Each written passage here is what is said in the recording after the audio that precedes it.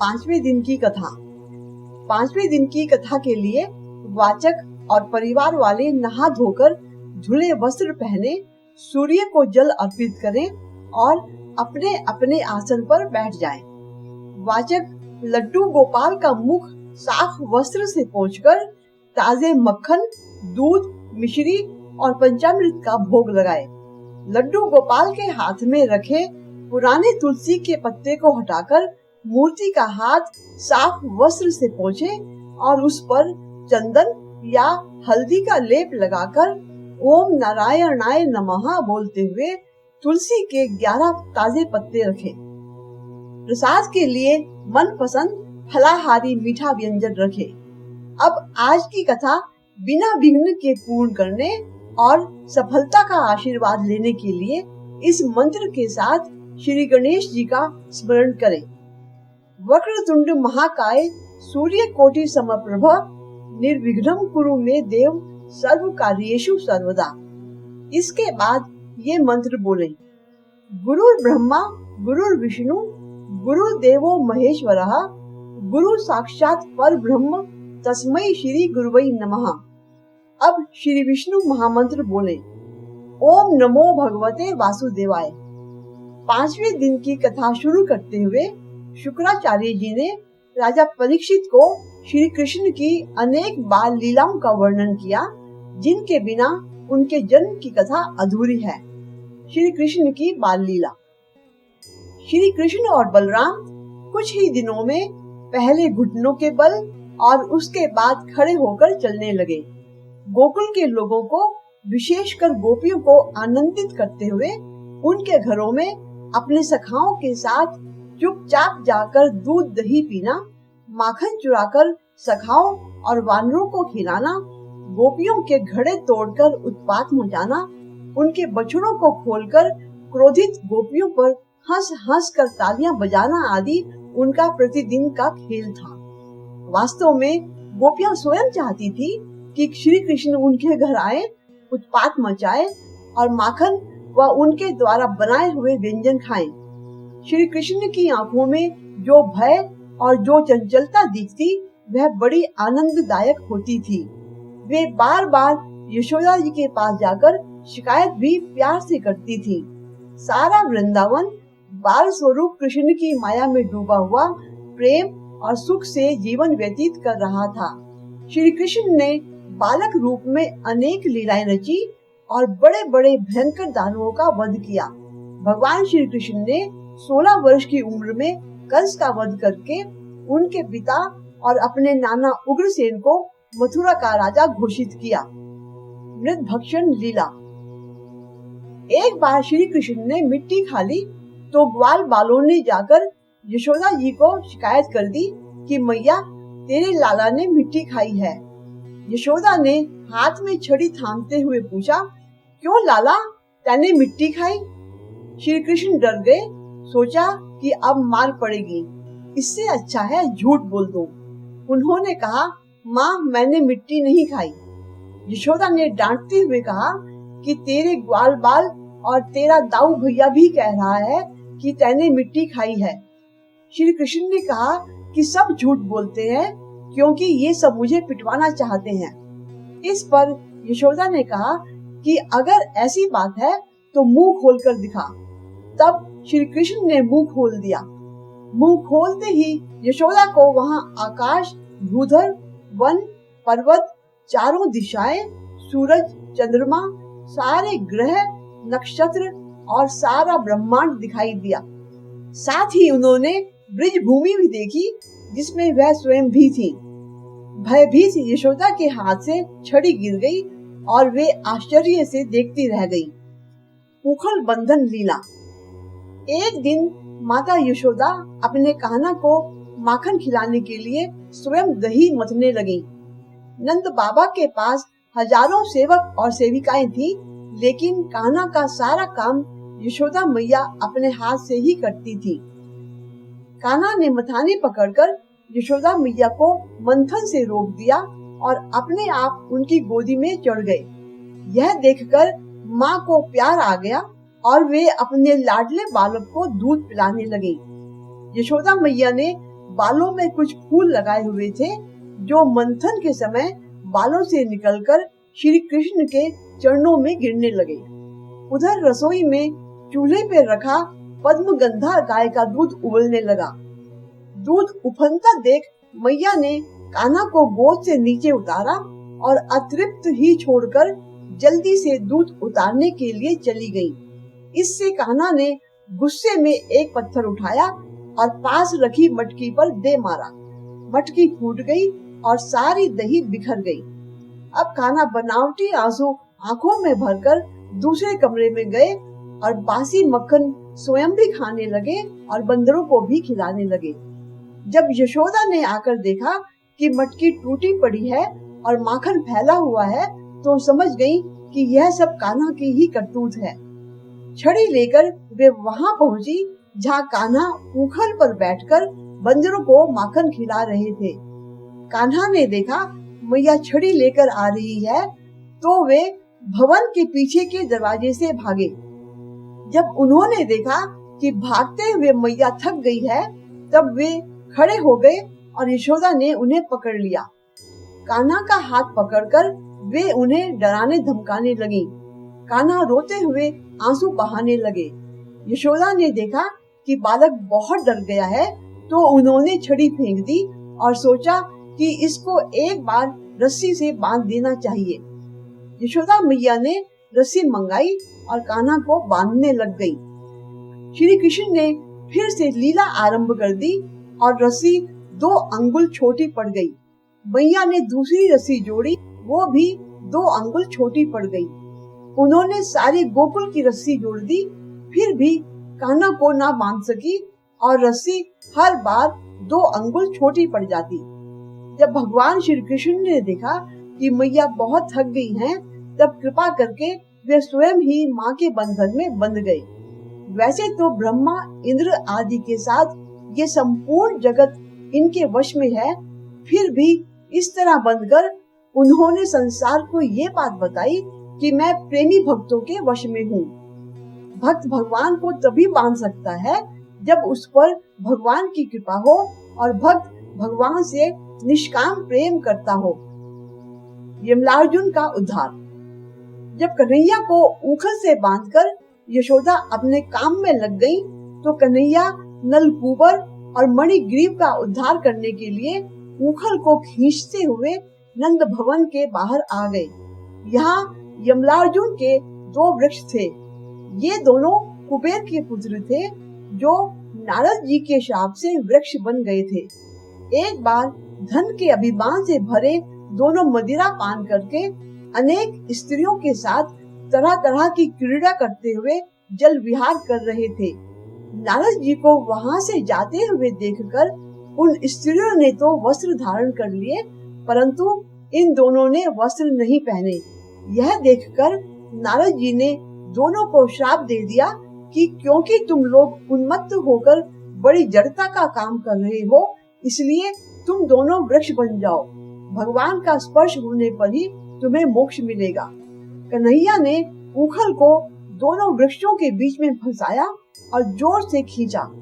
भयानक आवाज के साथ दोनों वृक्ष जड़ से उखड़कर गिर पड़े। उनमें से दोनों कुबेर पुत्र प्रकट हो गए। दोनों ने अपनी गलती के लिए क्षमा मांगी, भगवान की स्तुति की और अपनी इच्छा प्रकट करते हुए प्रार्थना की कि हे प्रभु, हमें ऐसा वरदान दीजिए कि आज के बाद हमारी वाणी से केवल आपका गुणगान ही निकले। कानों से हम केवल आपका कीर्तन और आपकी कथा सुने। हाथों का उपयोग केवल आपकी सेवा के लिए हो और हमारा मन हमेशा आपका चिंतन करे।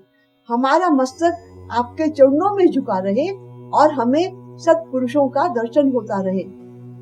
भगवान ने तथास्तु कहकर दोनों की इच्छा पूरी की और दोनों मोक्ष प्राप्त कर भगवान के धाम को चले गए। वत्सासुर का उद्धार। एक दिन कन्हैया और बलराम अपने प्रेमी सखा ग्वाल बालों के साथ यमुना तट पर बछड़े चरा रहे थे। उसी समय उन्हें मारने के लिए वत्सासुर नामक राक्षस वहां आ गया। कन्हैया ने देखा कि वह बनावटी बछड़े का रूप धारण करके बछड़ों के झुंड में मिल गया है। वे आंखों के इशारे से बलराम जी को दिखाते हुए धीरे धीरे उसके पास पहुंच गए। कन्हैया ने पूंछ के साथ उसके दोनों पैर पकड़कर आकाश में घुमाया और मर जाने पर कैथ के वृक्ष पर पटक दिया। उसका लंबा तगड़ा शरीर बहुत से वृक्षों को गिराकर स्वयं भी गिर गया।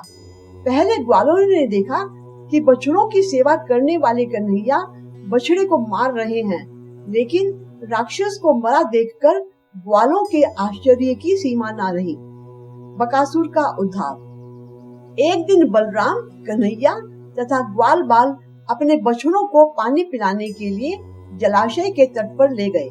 उन्होंने वहां एक बड़ा सा बगुला बैठा हुआ देखा। उसे देखकर ऐसा मालूम पड़ता था मानो इंद्र के वज्र से कटकर कोई पहाड़ का टुकड़ा गिरा हुआ हो।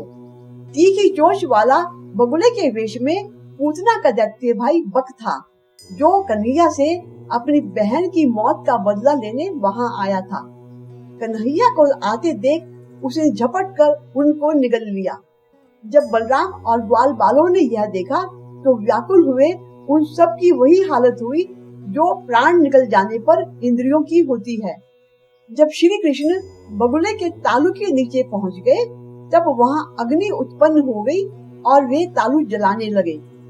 उस दैत्य ने श्री कृष्ण को झट से उगल दिया और फिर बड़े क्रोध से अपनी कठोर चोंच से उन पर प्रहार करने के लिए टूट पड़ा।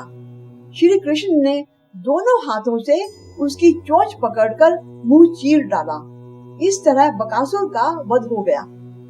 घर वापस लौटकर आश्चर्यचकित ग्वालों ने इस घटना का वृतांत नंद बाबा आदि को सुनाया और सब हैरान रह गए। इस प्रकार बदले की भावना, अविद्या, जड़ता, काम, क्रोध और अहंकार आदि सब असुर रूपी अवगुणों को भगवान खत्म करने की शिक्षा देते हैं, क्योंकि ये भक्ति में बाधक हैं। कृष्ण द्वारा अघासुर का उद्धार। इस बार कंस ने कृष्ण को मारने के लिए बकासुर के छोटे भाई अघासुर को भेजा, जो वेश बदलने में दक्ष तो था ही, बड़ा शूरवीर और मायावी भी था। उसने अजगर का रूप धारण कर लिया और जहाँ बच्चे खेल रहे थे वहाँ अपना मुंह फैलाकर बैठ गया। उसके मुंह के दोनों भाग गुफा जैसे विशाल लगते थे। उत्सुकता पूर्वक सारे बच्चे उसके मुख में प्रवेश कर गए। अजगर के रूप में पड़े हुए अघासुर को देखते ही कृष्ण पहचान गए कि वह अजगर नहीं कोई दैत्य है, और इसी ने अपनी सांसों के द्वारा ग्वाल बालों को अपने पेट में खींच लिया है। उन्होंने स्वयं उसके बहुत बड़े पेट के भीतर घुसकर अपने शरीर का इतना विस्तार किया कि अजगर का पेट फट गया और उसका वध कर अघासुर को मोक्ष प्रदान किया। उसके पेट के भीतर फंसे सभी ग्वाल बाल सकुशल बाहर निकल आए। ब्रह्मा जी का मोह। जब ब्रह्मा जी को पता चला कि भगवान विष्णु ने पृथ्वी पर श्री कृष्ण के रूप में अवतार लिया है, तो वो उनके दर्शन करने के लिए आतुर हो गए। ब्रह्मलोक से पृथ्वी पर आकर उन्होंने मोर मुकुट को अपने सिर पर धारण किए एक बालक को देखा, जो गायों और ग्वालों के साथ मिट्टी में खेल रहा था। यह देखकर ब्रह्मा जी को लगा कि यह बालक विष्णु जी का अवतार कैसे हो सकता है, लेकिन बच्चे के चेहरे पर तेज देखकर ब्रह्मा जी ने कृष्ण जी की परीक्षा लेने का विचार किया। जब श्री कृष्ण गायों को देखने के लिए गए, तो ब्रह्मा जी ने सबसे पहले सारी गायों को वहां से उठा लिया और अपने साथ ब्रह्मलोक ले गए। फिर उन्होंने ग्वालों को भी इसी तरह वहां से गायब कर दिया। कुछ समय बाद जब ब्रह्मा जी पृथ्वी लोक पर वापस आए, तो उन्होंने देखा कि जिन ग्वालों और गायों को वो अपने साथ ब्रह्मलोक ले गए थे, वो सभी कृष्ण जी के साथ पृथ्वी पर खेल रहे थे। उन्होंने ध्यान लगाया और ब्रह्मलोक की स्थिति जानने की कोशिश की।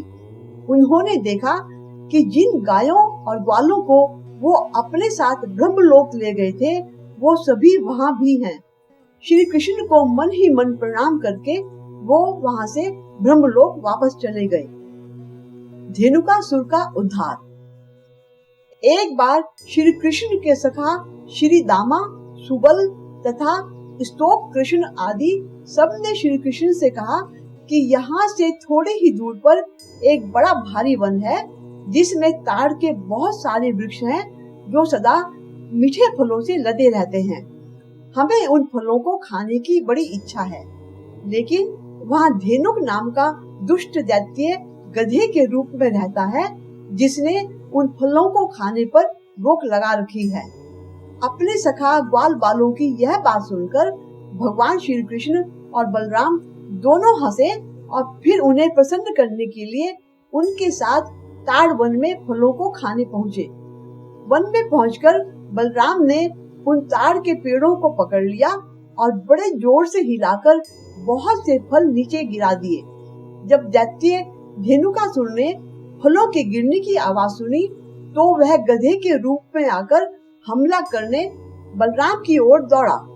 बलराम ने अपने एक ही हाथ से उसके दोनों पैर पकड़ लिए और उसे आकाश में घुमाकर एक ताड़ के पेड़ पर दे मारा, जिससे धेनुकासुर के प्राण निकल गए। उसकी इस गति को देखकर उसके भाई बंधु अनेक दैत्य गधे के रूप में वहां पहुंचे। बलराम और कृष्ण ने सभी को मार डाला। ग्वाल बालों ने मीठे फलों का भरपूर आनंद उठाया। श्री कृष्ण द्वारा कालिया नाग का दमन। एक बार श्री कृष्ण के मित्रों ने उन्हें बताया कि यमुना नदी में कालिया नामक अति विषधर नाग रहता है, जिसके कारण पूरी यमुना का पानी जहरीला हो चुका था। यही कारण था कि यमुना के इतने पास होने पर भी ब्रजवासियों को बहुत दूर से पानी लाना पड़ता था। श्री कृष्ण ने मन ही मन इस समस्या से मुक्ति दिलाने की ठान ली और खेल खेल में ही उन्होंने अपनी गेंद यमुना में फेंककर उसे लाने के बहाने यमुना में कूद पड़े। वहां उन्होंने 100 फण वाले महाभयंकर नाग को देखा, जिसके फणों से तेज विष का स्राव हो रहा था। श्री कृष्ण को देखकर वह अपनी पूरी शक्ति से उन पर टूट पड़ा। दोनों के बीच भयानक युद्ध छिड़ गया। श्री कृष्ण ने जल्द ही अपने प्रहारों से कालिया को इतना व्यथित कर दिया कि उसके शरीर से रक्त की धारा बह निकली और वो पीड़ा से अचेत हो गया। श्री कृष्ण उसका वध करने ही वाले थे कि उसी समय उस विषधर की पत्नियां वहां आ गई और उन्होंने श्री कृष्ण से क्षमा याचना की। श्री कृष्ण ने उनकी प्रार्थना सुनकर इस शर्त पर कालिया को प्राण दान दिया कि वो यमुना को छोड़कर हमेशा के लिए चला जाएगा। कालिया की चरण वंदना सुनकर श्री कृष्ण ने उसे अपने नारायण रूप के दर्शन दिए। एक तेज हलचल के साथ कालिया नाग जल के ऊपर आया। उस विशाल नाग के फणों पर विराजमान श्री कृष्ण ने कुछ समय तक अत्यंत मनमोहक नृत्य करते हुए अपनी लीला दिखाई और कालिया जो भी फण उठाता वे उसी फण पर नृत्य करके उसका मर्दन कर देते। अंत में शर्त के अनुसार कालिया यमुना को छोड़कर चला गया। पूरा ब्रज श्री कृष्ण की जय जयकार से गूंज उठा। श्री कृष्ण द्वारा दावाग्नि पान करके दावानल से ब्रजवासियों की रक्षा। शुकदेव जी ने श्रीमद् भागवत में वर्णित श्री कृष्ण की लीला का वर्णन करते हुए राजा परीक्षित को उस घटना के बारे में बताया जब उन्होंने अपनी योग सिद्धि तथा योग माया से अपने सखा ग्वाल बालों की भयंकर दावानल से रक्षा की। एक बार जब ग्वाल बाल खेल कूद में लग गए तब उनकी गौएं चरती हुई बहुत दूर तक निकल गई और हरी घास के लोभ से एक घने वन में घुस गई। जब ग्वाल बालों ने देखा कि हमारे पशुओं का तो कहीं पता ठिकाना ही नहीं है, तब उन्हें अपने खेल कूद पर बहुत पछतावा हुआ और वे गौओं के दांतों से कटी हुई घास तथा पृथ्वी पर बने हुए खुरों के चिन्हों से उनका पता लगाते हुए आगे बढ़े। तभी उस वन में सब ओर अकस्मात दावाग्नि लग गई और साथ ही बड़ी जोर की आंधी भी चलकर उस अग्नि के बढ़ने में सहायता देने लगी। जब ग्वालों और गौओं ने देखा कि दावानल चारों ओर से उनकी ओर बढ़ती जा रही है, तब वे अत्यंत भयभीत हो गए और रक्षा के लिए श्री कृष्ण को पुकारने लगे। श्री कृष्ण ने सबकी आंखें बंद कराई और अपना विराट स्वरूप धारण कर लिया। फिर श्वास से क्षण भर में ही उस अग्नि को पी लिया। इतना ही नहीं, श्री कृष्ण की दृष्टि पड़ने मात्र से जले हुए वृक्ष और लताएं पहले की भांति शोभायमान हो गए। बाल सखा ग्वाल बालों ने आंख खोलते ही देखा कि वृक्षों की सुशीतल छाया में श्री कृष्ण बलदेव के साथ पहले की भांति क्रीड़ा में मग्न है और पास ही गौएं भी आराम से बैठी हुई जुगाली कर रही हैं। दावानल की विपत्ति उन्हें स्वप्न की भांति प्रतीत हुई। इस कथा के माध्यम से शुकदेव जी ने यह बताने का प्रयास किया है कि जब इंद्रियों का पीछा करता हुआ हमारा मन भी इसी प्रकार निकल पड़ता है, तो जैसे जंगल में अग्नि प्रकट होती रहती है, वैसे ही हमारे मन में भी कामाग्नि, क्रोधाग्नि, विषयाग्नि और आसुरी अग्नि जैसी अग्नियां उत्पन्न होती ही रहती हैं। सांसारिक मोह, दरिद्रता, रोग और शोक आदि दावानल की भांति हैं, जिनसे मुक्त होने का एकमात्र उपाय आंखें बंद करके परमात्मा का स्मरण, भक्ति और पूजा पाठ ही है।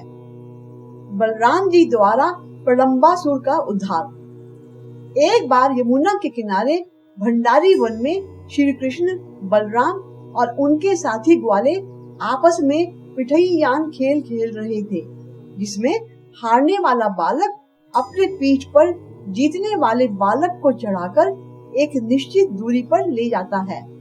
तभी प्रलंब दैत्य ग्वाल बाल का वेश बनाकर वहां आ गया और कहने लगा कि मैं भी खेलूंगा। श्री कृष्ण ने उसे पहचान लिया, फिर भी उसे खेलने की अनुमति देकर उसे स्वीकार कर लिया, क्योंकि वह मित्र बनकर वहां आया था। श्री कृष्ण ने सबको दो दलों में बांट दिया, जिसमें एक तरफ श्री कृष्ण थे और दूसरी तरफ बलराम थे।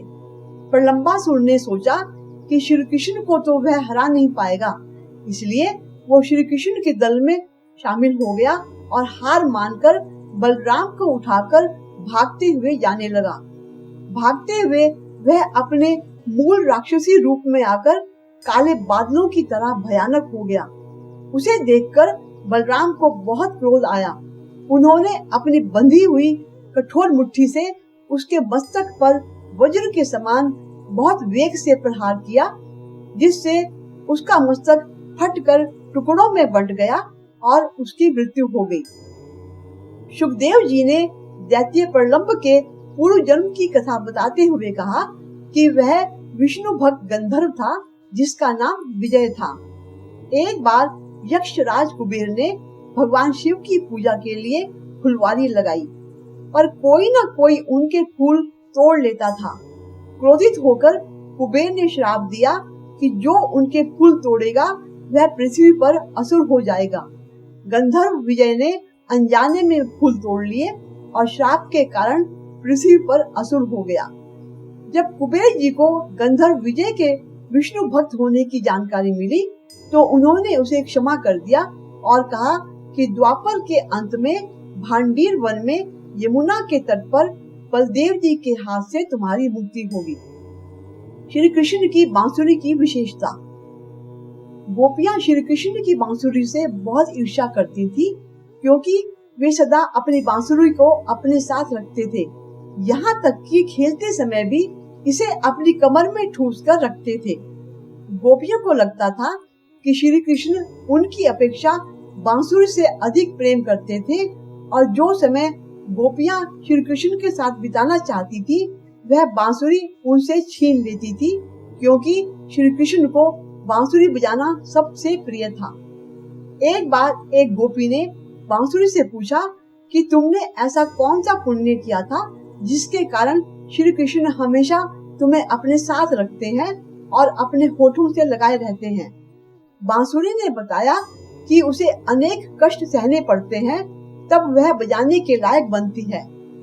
पहले वह बांस के पेड़ के रूप में रहते हुए सूरज की तेज धूप, ठंड और बारिश जैसे मौसम बर्दाश्त करती है। फिर काटे जाने का दर्द और उसमें 7 छेद बनने का कष्ट सहना पड़ता है। अंदर से एकदम खाली होने के कारण जब श्री कृष्ण बांसुरी में फूंक मारते हैं तो वो वैसी ही आवाज निकालती है जैसे प्रभु चाहते हैं। बांसुरी अपना कोई स्वर नहीं निकालती, वह स्वयं को पूरी तरह भगवान को समर्पित कर देती है। श्री कृष्ण द्वारा बांसुरी पर बजाई गई बेहद सुरीली धुन सुनकर गायें उनके पीछे दौड़ने लगती थी।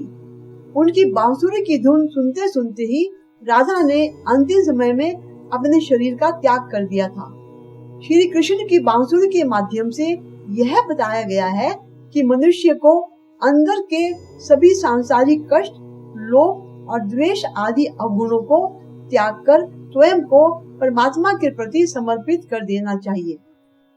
वेणु गीत। सुखदेव जी ने श्रीमद् भागवत में वर्णित गोपियों द्वारा श्री कृष्ण की बांसुरी के बारे में गाए हुए वेणु गीतों का वर्णन करते हुए बताया है कि उनके गीतों में केवल यही भाव छिपा था कि मनुष्य को अपने नेत्रों का प्रयोग केवल श्री कृष्ण को निहारने के लिए ही करना चाहिए।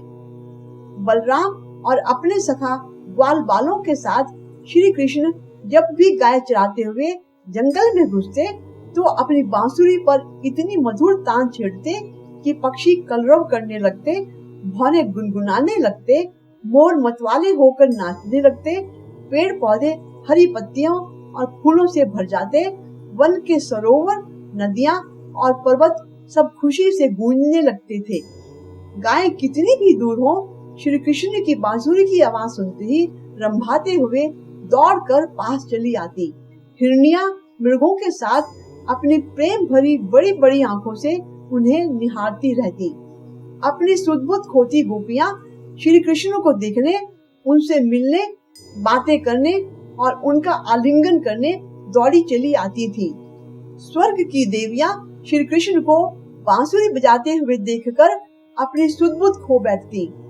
उन्हें ध्यान नहीं रहता कब उनकी चोटियों से गुंथे हुए फूल पृथ्वी पर गिर रहे थे और कब उनकी साड़ियां कमर से खिसककर जमीन पर गिर जाती थी। चीर हरण लीला का रहस्य। हेमंत ऋतु में ब्रिज की छोटी छोटी उम्र की गोपियों ने ईश्वर प्राप्ति के लिए कात्यायनी देवी की पूजा आराधना की। व्रत को पूर्ण करने के लिए अपने वस्त्र उतारकर यमुना नदी के किनारे रखा और नदी में स्नान करने लगी। इतने में 6 वर्ष की आयु के श्री कृष्ण अपने सखाओं के साथ घूमते घूमते वहां आ पहुँचे और गोपियों के वस्त्र उठाकर कदम्ब के पेड़ पर चढ़ गए। गोपियां क्योंकि नहाने में मग्न थी, इसलिए उन्हें कुछ पता नहीं चला। स्नान के बाद गोपियों ने कात्यायनी देवी को नमस्कार और प्रार्थना करते हुए कहा कि हम चाहती हैं कि नंद गोप कुमार श्री कृष्ण हमको पति के रूप में मिले। यह सुनकर श्री कृष्ण गोप बालों के साथ जोर जोर से हंसने लगे। जब गोपियों को वस्त्र गायब होने का पता चला तो वे कृष्ण से वस्त्रों की याचना करने लगी। श्री कृष्ण ने गोपियों को जल से बाहर निकलकर उनके पास से अपने अपने कपड़े ले जाने के लिए कहा। गोपियां कंठ तक जल में डूबी हुई थीं। कांपते हुए लज्जा के मारे उन्होंने नदी में खड़े होकर कहा कि हम तो आपकी दासी हैं, हम वही करेंगी जो आप कहेंगे। श्री कृष्ण ने उनके वस्त्र लौटा दिए। ऐसा भगवान श्री कृष्ण ने इसलिए किया था कि स्त्रियां जब भी स्नान करें सावधानी पूर्वक करें, साथ ही अपने वस्त्रों सहित स्वयं का भी ध्यान रखें। गोप बालों द्वारा ब्राह्मणों से अन्न की याचना। सुखदेव जी ने राजा परीक्षित को बताया कि एक बार दांदा वन में गाय चराते हुए ग्वाल बालों को भूख लगी तो उन्होंने श्री कृष्ण से भोजन की व्यवस्था करने को कहा। श्री कृष्ण ने बताया कि यहाँ से कुछ दूर जो यह धुआं उठ रहा है वह मथुरा के कुछ ब्राह्मण कंस के भय से छिपकर यज्ञ कर रहे हैं। तुम लोग उनसे कहना कि हमारे लिए और हमारे कहना के लिए भोजन दे दो, क्योंकि हमें बड़ी भूख लगी है। तुम्हारे पास भोजन लेने के लिए श्री कृष्ण ने भेजा है। श्री कृष्ण के कहने पर जब ग्वाल बालों ने वहां जाकर ब्राह्मणों से भोजन मांगा तो ब्राह्मण बोले कि जब हमारा यज्ञ पूर्ण हो जाएगा और यदि कुछ बचेगा तब हम तुम्हें भोजन दे सकते हैं, अभी तुम यहाँ से भाग जाओ। निराश होकर ग्वाल बाल वहां से बिना भोजन किए भगवान श्री कृष्ण के पास लौट आए और बताया कि हमने बहुत बार तुम्हारा नाम लिया, फिर भी ब्राह्मणों ने हमें भोजन नहीं दिया और हमारा अपमान करके वहां से हमें खाली हाथ लौटा दिया। तब भगवान श्री कृष्ण ने कहा कि इस बार तुम ब्राह्मण पत्नियों के पास जाकर कहना कि मैंने तुम्हें भेजा है और हम सब भोजन करना चाहते हैं, हमारे लिए भोजन दे दो। भगवान श्री कृष्ण के कहने पर उनके बाल सखाओं ने ब्राह्मण पत्नियों के पास जाकर कहा कि श्री कृष्ण ने हमें भेजा है, उन्हें और हमें बहुत जोर से भूख लग रही है, इसलिए हमें खाने के लिए कुछ भोजन दे दो। जैसे ही ब्राह्मण पत्नियों ने बाल सखाओं से सुना कि श्री कृष्ण भोजन मांग रहे हैं, सभी ब्राह्मण पत्नियां बड़ी उत्सुकता के साथ थालों में व्यंजन सजाकर ग्वाल बालों के साथ दौड़ती हुई उसी स्थान पर आई जहां भगवान श्री कृष्ण बांसुरी बजा रहे थे। ब्राह्मण पत्नियों ने सुना था कि नंद बाबा के घर साक्षात नारायण ने अवतार लिया है। भगवान श्री कृष्ण को देखकर सभी ब्राह्मण पत्नियों ने भगवान श्री कृष्ण की भावपूर्ण स्तुति वंदन की और भोजन दिया। भगवान श्री कृष्ण ने भोजन के बाद कहा कि अब आप कृपा करके अपने अपने पतियों के पास चली जाओ, क्योंकि लौकिक दृष्टि से अब यहाँ ज्यादा देर रुकना आप लोगों के लिए अच्छा नहीं होगा। तब ब्राह्मण पत्नियां आंखों में अश्रुधारा बहाती हुई बोली कि हमने तो सुना है कि आप दर्शन के बाद कभी भी अपने आप से अलग नहीं करते, फिर भी हमें वापस जाने के लिए कह रहे हो। प्रभु, अब हम आपको छोड़कर नहीं जा सकती। तब भगवान श्री कृष्ण ने कहा कि हे देवियों, यह सत्य है कि जो मुझे पा लेता है वह कभी मुझसे अलग नहीं होता, इसलिए आज से तुम अपने अंतरात्मा में प्रतिदिन निरंतर मेरा दर्शन करती रहोगी। इस प्रकार भगवान श्री कृष्ण ने सभी ब्राह्मण पत्नियों को बड़े प्रेम से वहां से विदा किया। वापस आकर जब ब्राह्मण पत्नियों ने ब्राह्मणों को बताया कि वे श्री कृष्ण और बलराम को भोजन कराकर आ रही हैं, तो सारे ब्राह्मण अपने कर्मों पर पश्चाताप करते हुए बोले कि जिस ईश्वर को प्राप्त करने के लिए हम यज्ञ कर रहे थे, आज जब वो हमसे भोजन मांगने आए तो हमने उनको नकार दिया। इस त्रिलोकी में हम जैसा कोई भी अभागा नहीं है। हे देवियों, तुम धन्य हो, क्योंकि तुमने साक्षात भगवान नारायण का दर्शन प्राप्त किया है। इंद्र के अभिमान का मर्दन। शुकदेव जी ने राजा परीक्षित को इस कथा के माध्यम से यह बताया है कि परमात्मा नहीं चाहते कि कोई भी जीव किसी के डर से भक्ति करे या इंद्र पद को प्राप्त होकर कोई ऐसा बन जाए कि किसी ने यज्ञ नहीं किया तो वर्षा नहीं करेंगे या ज्यादा वर्षा कर देंगे। एक दिन श्री कृष्ण ने देखा कि सभी ब्रजवासी उत्तम पकवान बना रहे हैं और किसी पूजा की तैयारी में जुटे हैं। उन्होंने यशोदा मैया से पूछा कि आप लोग किसकी पूजा की तैयारी कर रहे हैं। इस पर माता यशोदा ने बताया कि देवराज इंद्र की पूजा के लिए सब लोग अन्नकूट की तैयारी कर रहे हैं। उन्होंने फिर पूछा कि इंद्र की पूजा क्यों करते हैं।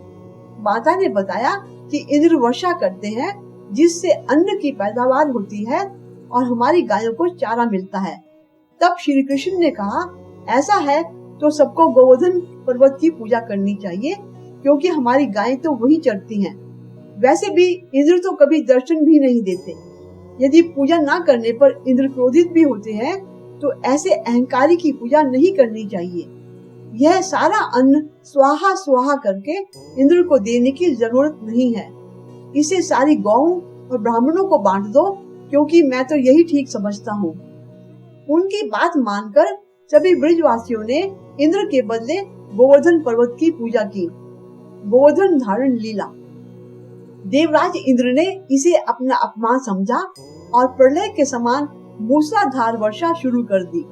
तब ब्रज के लोगों को कष्ट में देखकर कृष्ण ने विराट रूप धारण करके कनिष्ठा उंगली पर पूरा गोवर्धन पर्वत उठा लिया और सभी ब्रजवासियों को उसमें अपनी गायों और बछड़ों समेत इकट्ठा करके शरण दी।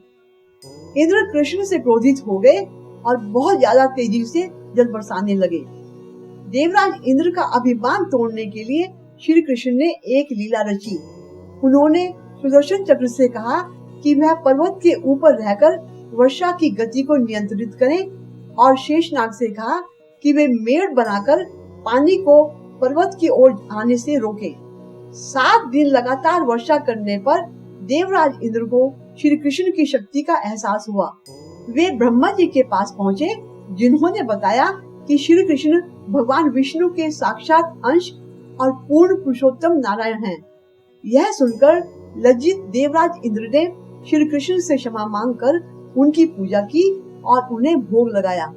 तब से गोवर्धन पूजा की जाने लगी।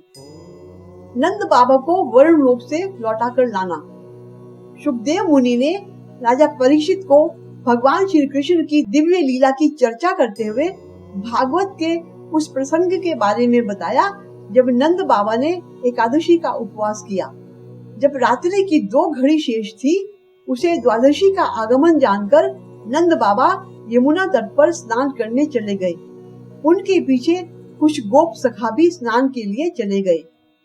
क्योंकि रात के समय को आसुरी बेला मानते हैं और वह यमुना मैया का शयन काल था, इसलिए वरुण देवता के सेवक नंद बाबा को वरुण पाश में बांधकर वरुण लोक ले गए। गोप सखाओं ने जब श्री कृष्ण को यह बताया तो वे यमुना जी में प्रवेश करके वरुण लोक पहुँचे।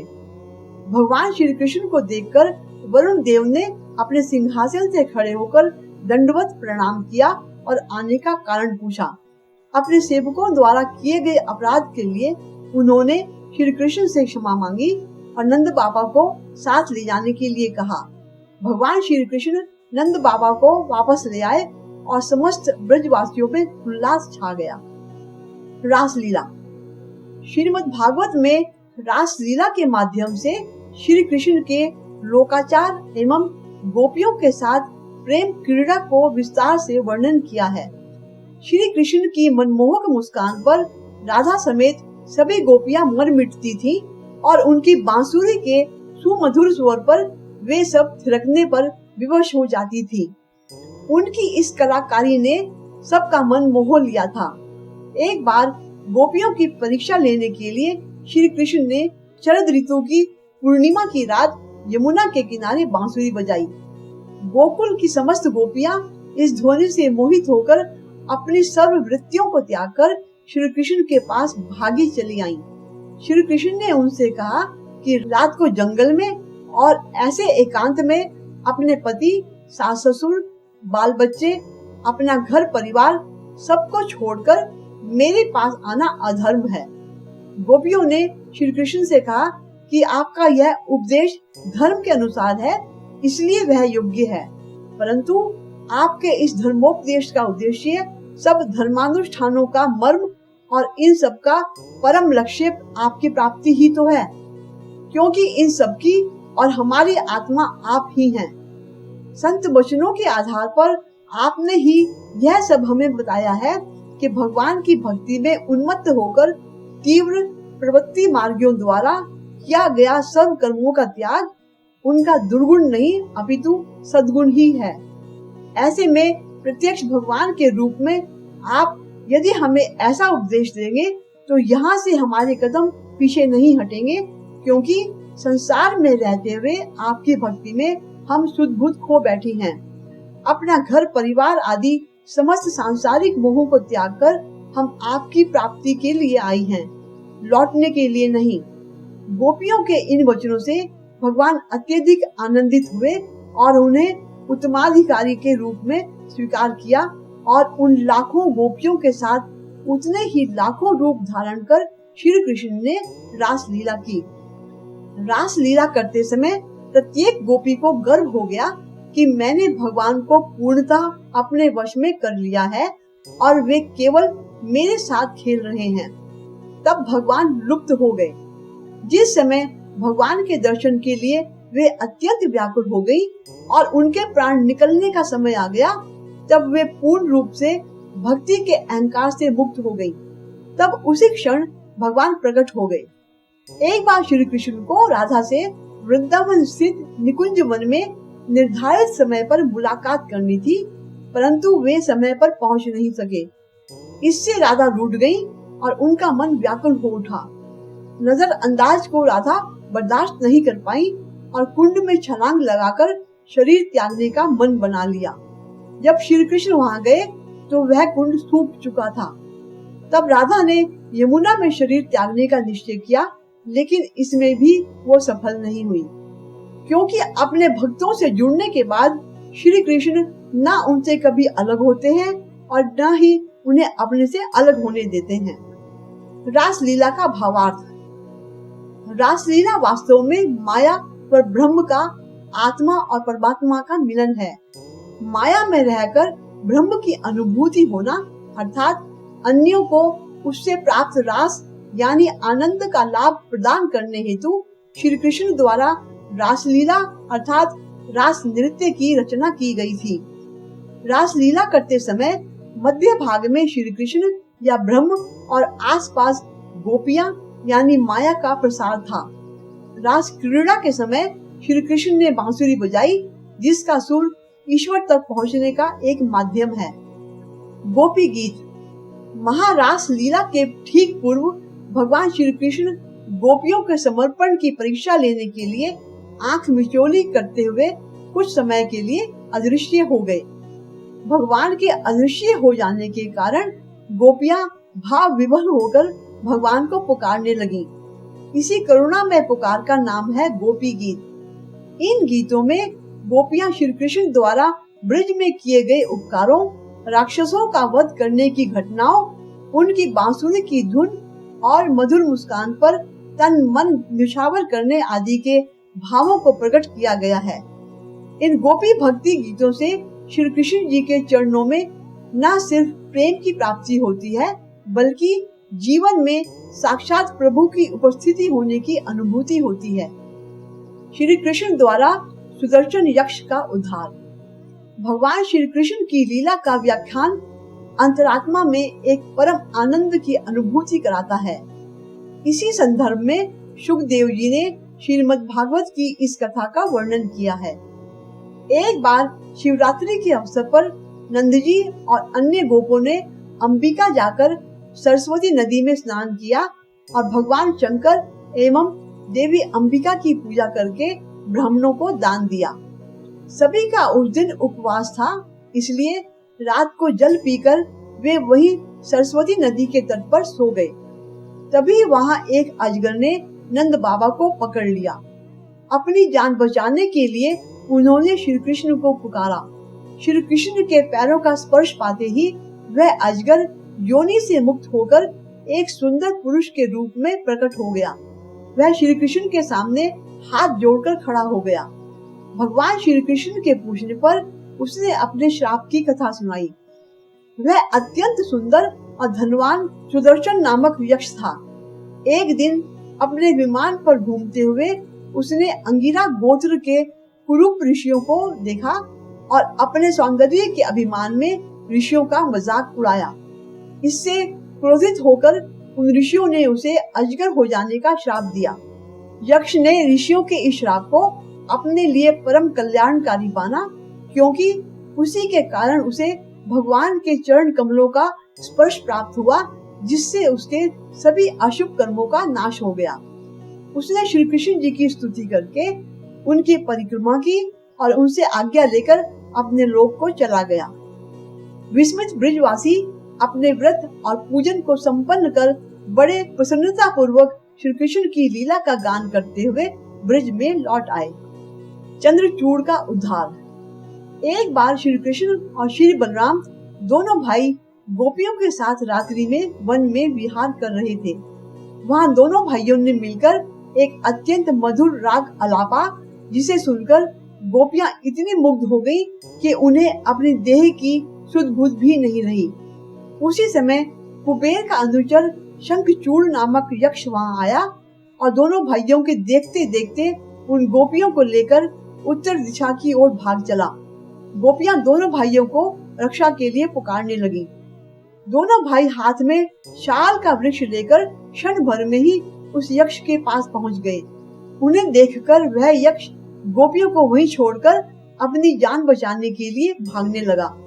बलराम जी गोपियों की रक्षा के लिए वहीं खड़े रहे और कृष्ण जी ने उसे पकड़कर उसके सिर पर जोर से घूंसा मारा, जिससे उस यक्ष का सिर उसके चूड़ामणि के साथ धड़ से अलग हो गया। उस चमकीले चूड़ामणि को निकालकर वे लौट आए और उसे अत्यंत प्रेम से बलराम को दे दिया। युगल गीत। श्री सुखदेव जी राजा परीक्षित को युगल गीत के प्रसंग के बारे में बताते हैं कि भगवान श्री कृष्ण के गायों को चराने के लिए प्रतिदिन वन में चले जाने पर उनकी अनुपस्थिति में सारी गोपियां भगवान की लीला का ध्यान, चिंतन और उनकी लीलाओं का गान करते हुए बड़ी कठिनाई से अपना दिन बिताती। संध्या के समय जब भगवान सामने आते थे तो उनका दर्शन करती थी। भगवान का दर्शन और दर्शन के अभाव में उनका स्मरण करते रहना ही उनकी दिनचर्या थी। भगवान श्री कृष्ण के रूप, मधुर मुस्कान और उनकी बांसुरी की मनमोहक धुन के बारे में सब गोपियां मिलकर सारा दिन जो गीत गाती थी, उन्हें युगल गीत का नाम दिया गया। अरिष्टासुर, केशी तथा व्योमासुर का उद्धार। भगवान श्री कृष्ण की प्रत्येक लीला रोमांचक है और विश्वास दिलाती है कि जब जब दुष्टों ने अपने अत्याचारों से पृथ्वी पर सुख और शांति का विनाश किया है, तब तब परमात्मा ने पृथ्वी पर अवतरित होकर दुष्टों का संहार किया है। इसी संदर्भ में सुखदेव जी श्री कृष्ण द्वारा अरिष्टासुर, केशी तथा व्योमासुर तीनों वेशधारी असुरों का वध करने की कथा के बारे में बताते हैं। कंस ने गोकुल के बालकों को मारने के लिए अरिष्टासुर नामक राक्षस को भेजा। एक दिन जब शाम को श्री कृष्ण अपने ग्वाल बालों के साथ ब्रिज में प्रवेश कर रहे थे, उसी समय अरिष्टासुर नामक दैत्य मजबूत डील डॉल वाले एक बैल का रूप धारण करके वहां आ गया। वह अपने तीखे सींगों के साथ चार दीवारी और खेतों की मेड़ आदि को तोड़ते हुए बड़े जोर से गर्जन करते हुए जा रहा था। उसे देखकर वहां के पशु, गोप और गोपियां सभी भयभीत हो गए और रक्षा के लिए श्री कृष्ण को पुकारने लगे। श्री कृष्ण को देखकर वह दैत्य क्रोधित होकर अपने खुरों से धरती को खोदता हुआ तीखे सींगों को आगे करके श्री कृष्ण की ओर झपटा। श्री कृष्ण ने उसके सींगों को पकड़कर उसे पीछे की ओर धकेल दिया, फिर पैरों से ठोकर मारकर उसे जमीन पर गिरा दिया और पैरों से दबाकर उसका कचूमर निकाल दिया। इसके बाद उसका सींग उखाड़कर उस पर इतनी जोर से प्रहार किया कि वह उठ नहीं सका और अरिष्टासुर की मृत्यु हो गई। सब ब्रजवासियों ने राहत की सांस ली। कंस ने जिस केशी नामक दैत्य को श्री कृष्ण और बलराम दोनों भाइयों को मारने के लिए भेजा था, वह एक बड़े घोड़े का रूप धारण करके अत्यंत तीव्र गति से दौड़ता हुआ ब्रिज में आया। उसका शरीर, वेग, स्वर और सब कुछ बहुत भयंकर था। वहां पहुंचकर उसने श्री कृष्ण को देखकर लड़ने के लिए ललकारा और अत्यंत क्रोधित होकर अपना मुंह खोलकर वेग से उनकी ओर झपटा। उसने श्री कृष्ण के पास पहुंचकर दुलकती झाड़ी तो श्री कृष्ण ने उसे पैर से पकड़कर इतनी तेजी से घुमाकर फेंका कि वह 400 हाथ की दूरी पर जा गिरा। लेकिन थोड़ी देर बाद जब वह मुंह खोलकर श्री कृष्ण पर झपटा तो श्री कृष्ण ने अपना बायां हाथ उसके खुले हुए मुंह में डालकर हाथ इतना बढ़ा दिया कि उस दैत्य के सारे दांत टूट गए, उसकी सांसें रुकने लगी और अंत में वह मरते हुए जमीन पर गिरकर फट गया। श्री कृष्ण ने उसके शरीर से अपना हाथ निकाल लिया। सबने प्रसन्नता से भगवान श्री कृष्ण की जय जयकार की। कैशी दैत्य को मारने के बाद भगवान श्री कृष्ण ग्वाल बालों के साथ पहाड़ की चोटियों पर गायों को चराने गए। वहां जब गायें चरने लगी तो सारे ग्वाल बाल लुका छिपी का खेल खेलने लगे।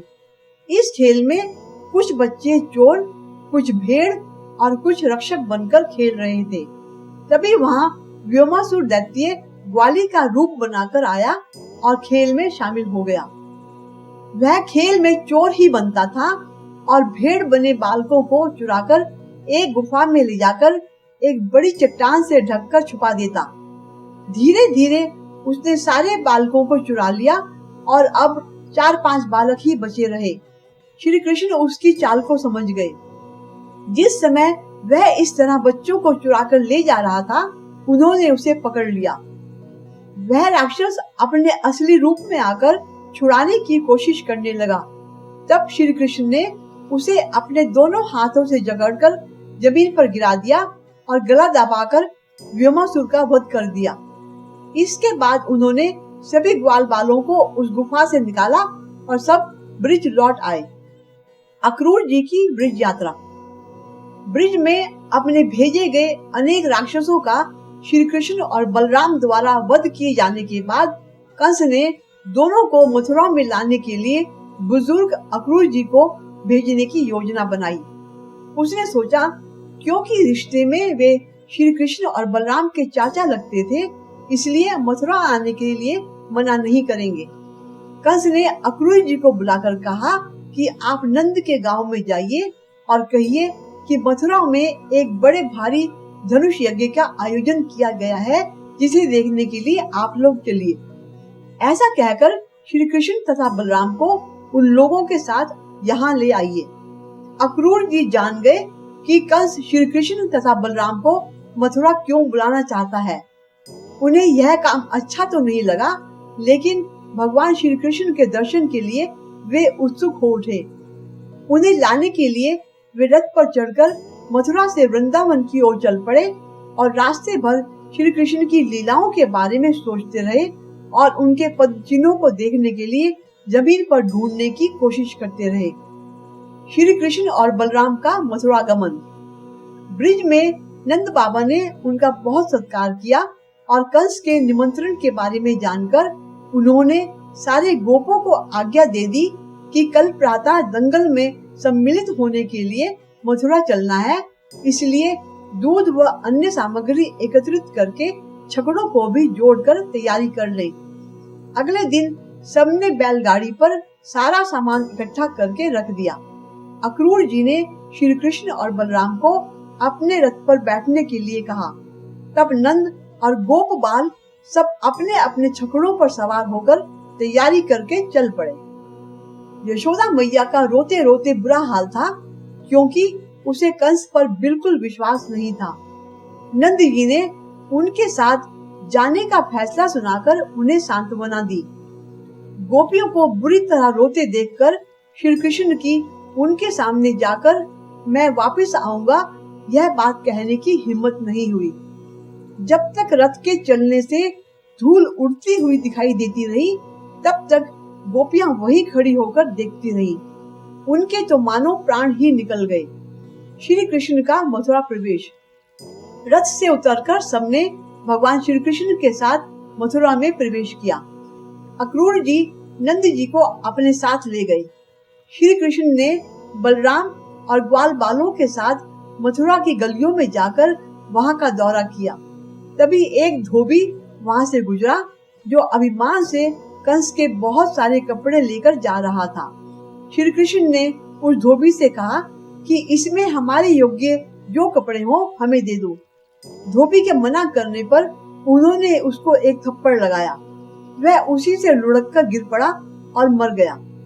भगवान वहां पर कंस, अन्य असुरों व दुष्ट लोगों के मन में भय का संचार करना चाहते थे। भगवान श्री कृष्ण ने कपड़े लेकर अपनी मंडली को भी दिए और पहनने को कहा, लेकिन उन छोटे बालकों के लिए वे कपड़े बहुत बड़े थे। इतने में वहां भगवान के प्रति बहुत प्यार करने वाला एक दर्जी आ पहुंचा, जिसने सबके नाप के अनुसार कपड़े सिल दिए। कुब्जा पर कृपा।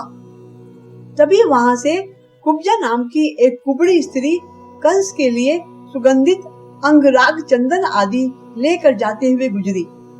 भगवान श्री कृष्ण ने उसे सुंदरी कहकर संबोधित किया और उससे चंदन और अंगराग मांगा, जिसे कुबड़ी स्त्री ने खुशी से दे दिया। अचानक श्री कृष्ण उसके निकट गए, उसकी ठोड़ी को पकड़ा, अपने पैरों को उसके पैरों पर रखकर उन्होंने जैसे ही उसे ऊंचा किया, वह सीधी होकर वास्तव में ही सुंदरी हो गई। उसने श्री कृष्ण को अपने साथ घर चलने को कहा, तो भगवान ने बाद में आने का वचन दिया। धनुष भंग। भगवान श्री कृष्ण बलराम और ग्वाल बालों के साथ मथुरा नगरी का दर्शन करते हुए यज्ञ मंडप पर पहुंच गए, जहां यज्ञ मंडप के बीचों बीच धनुष रखा गया था। रक्षकों के रोकने पर भी श्री कृष्ण नहीं रुके और धनुष उठाकर डोरी चढ़ाते हुए उसे तोड़ दिया। तत्पश्चात धनुष के टुकड़ों से बलराम के साथ मिलकर भगवान श्री कृष्ण ने कंस के रक्षकों और अन्य सैनिकों को भी मार डाला। यही नहीं, वहां कंस का जो भी सामान था भगवान श्री कृष्ण ने एक एक करके उन सबको नष्ट कर दिया। यह सब देखकर कंस के पक्ष वालों लोगों के मन में डर बैठ गया, परंतु जो लोग भगवान के भक्त थे वे सब बड़े प्रसन्न हो गए कि अब कंस को अपने किए का फल मिलने वाला है। शीघ्र ही मथुरा के सभी लोगों में यह खबर फैल गई। मथुरा में घूमने के बाद सूर्यास्त के समय श्री कृष्ण, बलराम तथा ग्वाल बाल अपने डेरे पर पहुंचे। भोजन आदि के बाद उन सबने वही रात बिताई। कंस की चाल जानते हुए भी वे सब निश्चिंत होकर सो गए। जब कंस को सारी घटना का पता चला तो वह बहुत डर गया। उसे रात भर नींद नहीं आई। कुवलया पीड़ का उद्धार। अगले दिन रंगशाला पहुंचकर भगवान श्री कृष्ण ने द्वार पर खड़े मदमस्त कुवलय पीड़ हाथी को झूमते हुए देखा। जब श्री कृष्ण ने अंदर जाने के लिए रास्ता मांगा तो महावत ने हाथी को क्रोधित करके श्री कृष्ण की ओर बढ़ा दिया। हाथी जैसे ही श्री कृष्ण पर आक्रमण करने आगे बढ़ा, भगवान ने उसकी सूंड पकड़कर उसे नीचे पटका, उसे दबाकर उसके दोनों दांत उखाड़ लिए और उसका वध कर डाला। उन्होंने उसका एक दांत बलराम को दे दिया और दूसरा अपने पास रख लिया। अंदर रंगशाला में श्री कृष्ण ने कंस को देखा, जो सबसे ऊंचे मंच पर बैठा था। मथुरा वासी तथा अनेक लोग भी सजे हुए आए हुए थे और रंगशाला में पहुंचकर यथोचित स्थान पर बैठे थे। कुवलया पीड़ हाथी के मरने का समाचार पाकर बलशाली कंस का मन भयभीत होने लगा। फिर भी वह एक झूठी आशा लेकर बैठा था कि अभी चाणूर और मुष्टिक दो खास पहलवान बचे हुए हैं जो श्री कृष्ण का काम तमाम कर सकते हैं। कुवलया पीड़ हाथी के दांतों को शस्त्र के समान धारण करके श्री कृष्ण ने बलराम और गोप बालों सहित उस रंगशाला में प्रवेश किया। तब वहां उपस्थित सभी लोगों ने भगवान श्री कृष्ण का अपने अपने भावानुसार अलग अलग प्रकार से दर्शन किया। चाणूर और मुष्टिक आदि का उद्धार। रंगशाला में श्री कृष्ण और बलराम को देखकर चाणूर उनके पास आया और बोला कि मैंने सुना है तुम दोनों ने कई असुर मारे हैं और तुम लोग युद्ध में तथा कुश्ती में बड़े निपुण हो। आओ कुश्ती लड़कर महाराज कंस को प्रसन्न करें, क्योंकि उनकी आज्ञा का पालन करना हम प्रजा का कर्तव्य है। वन में तुम लोग जिनके साथ मल्ल युद्ध करते थे वे सब कच्चे थे। अब मेरे जैसे असली के साथ तुम्हारा पाला पड़ा है। तब भगवान श्री कृष्ण ने कहा कि मैं तो छोटा सा बालक हूँ और तुम मुझसे बहुत बड़े हो। मल्ल युद्ध बराबर के बल वालों के बीच होना चाहिए।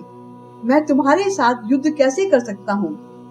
तब चाणूर ने कहा कि तुम दोनों छोटे कहाँ हो? तुम लोगों ने तो हजारों हाथियों का बल धारण करने वाले कुवलया पीड़ को भी यूं ही मार दिया। चलो अब मेरे साथ कुश्ती लड़ो। तब श्री कृष्ण और बलराम ने कहा कि लड़ना ही है तो फिर लड़ो।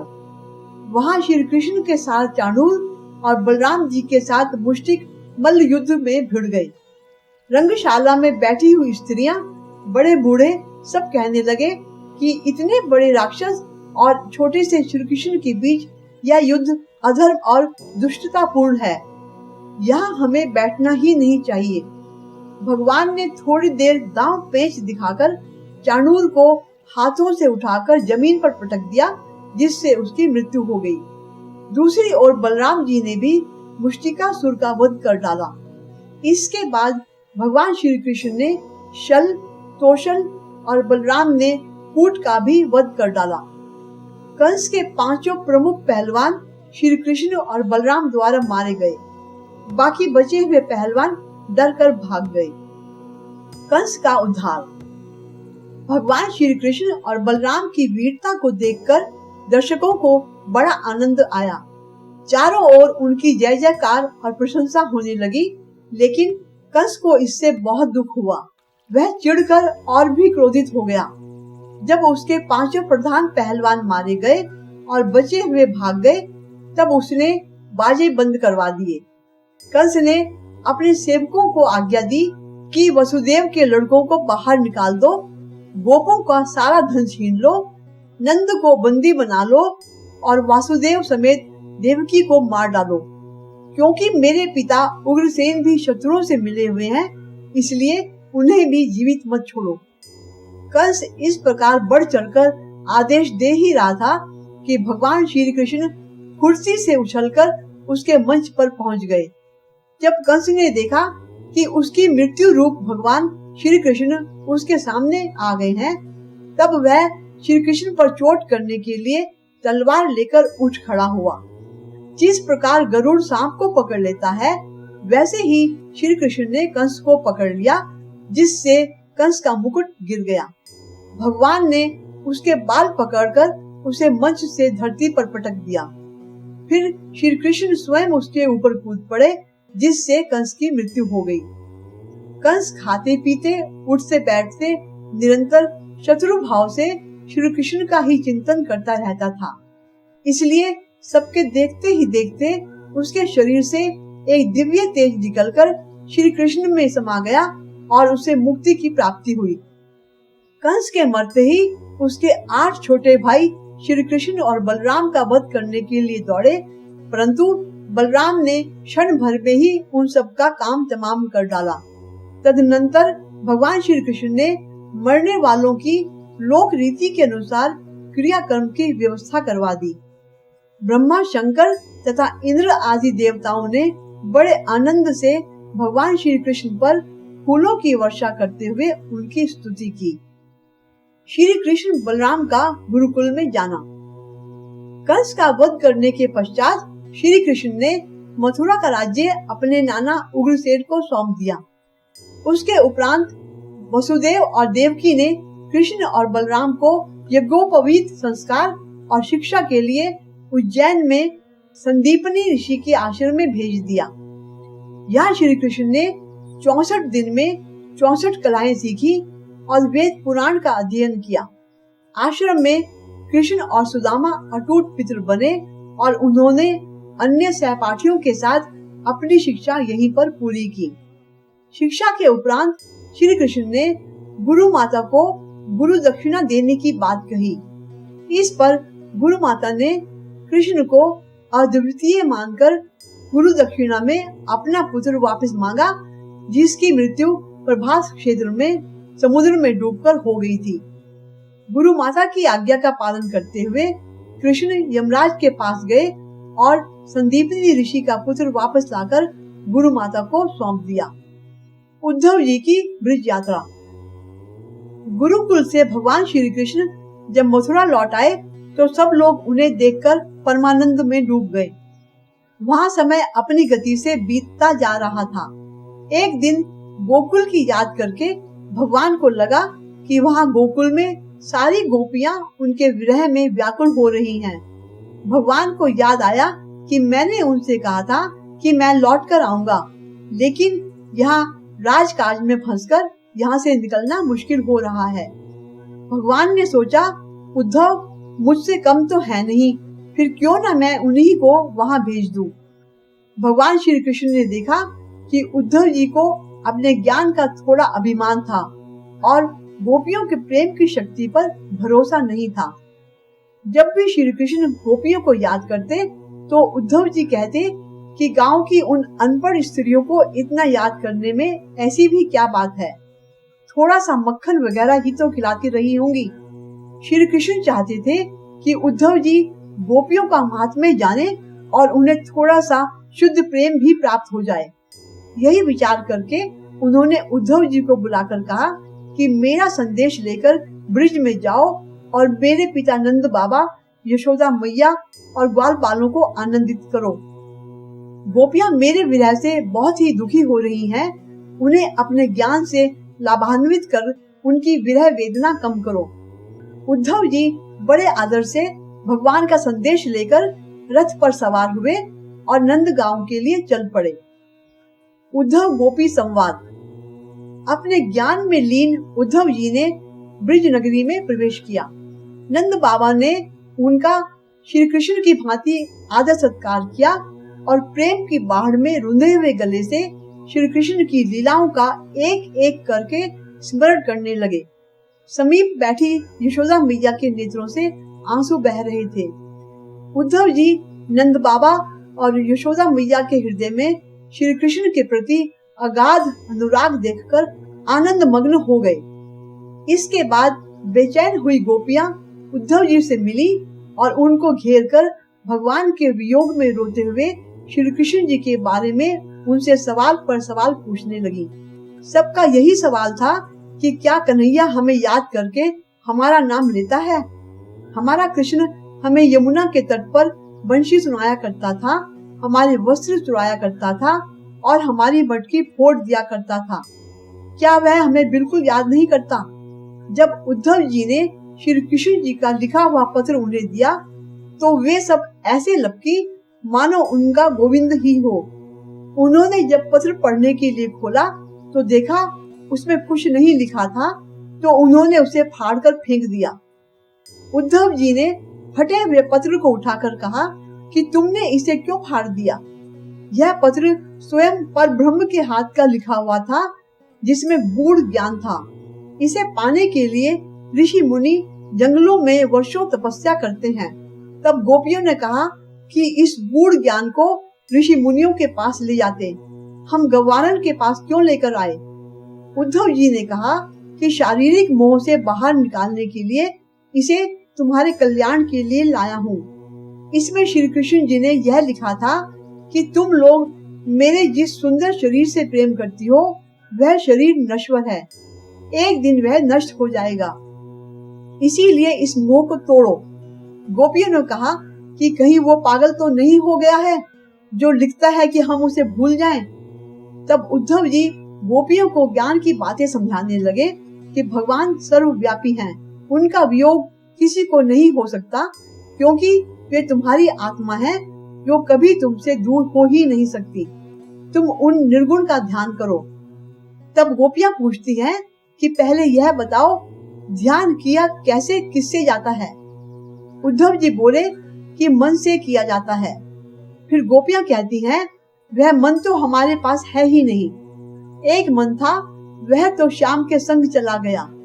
अब तुम्हारे कहे उस निर्गुण का ध्यान करने के लिए दूसरा कौन सा मन लाएं? ये निर्गुण कौन से देश के वासी हैं? हम तो अपने हाथों से इन अंगों से अपने भगवान कान्हा की पूजा करती थी, सेवा करती थी, प्यार करती थी, और कान्हा भी स्वयं अपने हाथों से हमारे बालों में फूल लगाया करते थे और न जाने क्या क्या किया करते थे। और तुम कहते हो कि हम यह सब छोड़कर विभूति लगा ले और आंखें बंद करके ध्यान लगाकर बैठ जाएं। उद्धव जी बोले कि प्रेम एक ऐसा मोह का दलदल है जिसमें जो फंसेगा वो अवश्य दुख पाएगा। इसीलिए इस अंधकार से निकलकर ज्ञान के प्रकाश में आओ, जहाँ ना मिलने का सुख है ना बिछड़ने का दुख, वहाँ केवल आनंद ही आनंद है।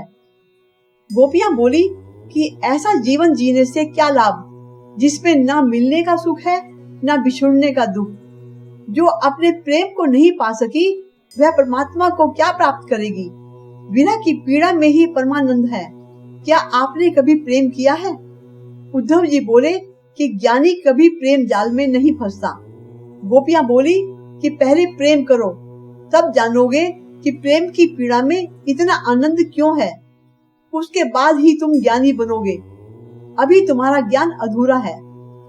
इसके बाद गोपियां उद्धव जी को राधा के पास ले गईं, जहां राधा कृष्ण के वियोग में बैठी थी। गोपियां बोली कि देखो राधा, ये उद्धव जी कान्हा का संदेश लेकर आए हैं कि हम सब तप योग करें और कृष्ण को भूल जाएं।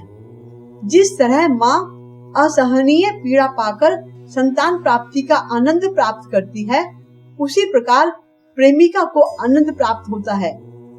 हमारा कल्याण तो तब होगा जब कृष्ण राधामय और राधा कृष्णमय हो जाए।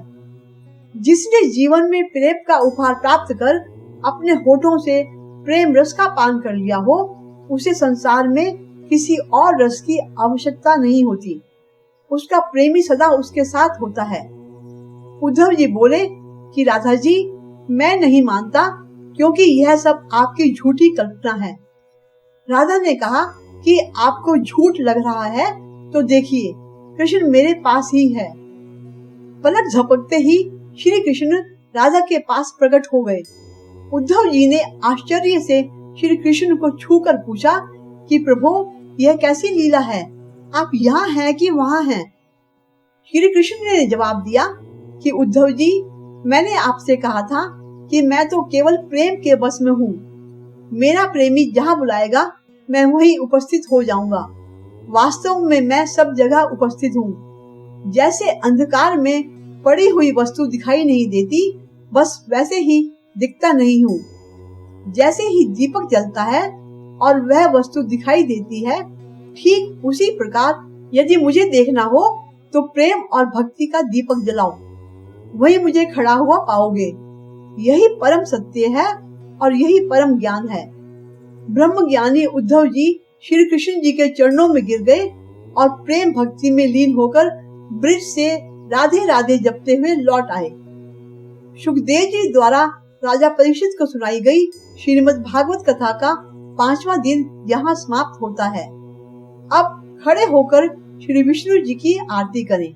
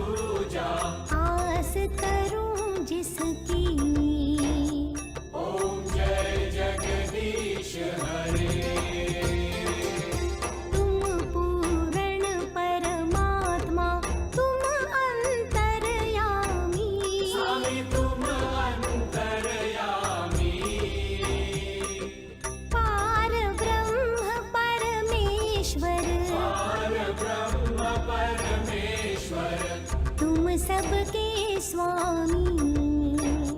ओम जय जगदीश हरे।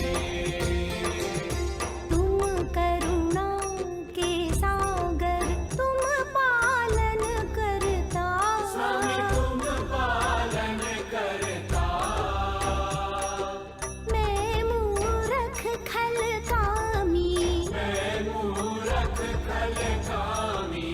कृपा करो भरता। ओम जय जगदीश हरे। तुम हो एक अगोचर, सबके प्राणपति। स्वामी सबके प्राणपति। किस विधि मिलूं गोसाई, किस विधि मिलूं गोसाई। तुम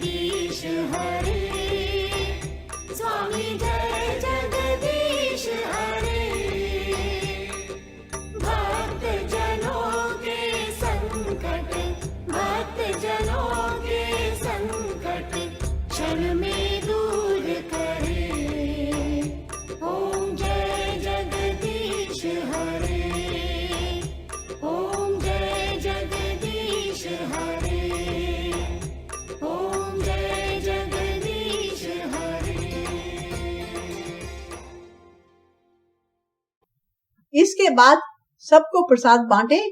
5वें दिन की कथा की सफलता के लिए हाथ जोड़कर प्रभु का धन्यवाद करें और दिनचर्या के लिए प्रस्थान करें।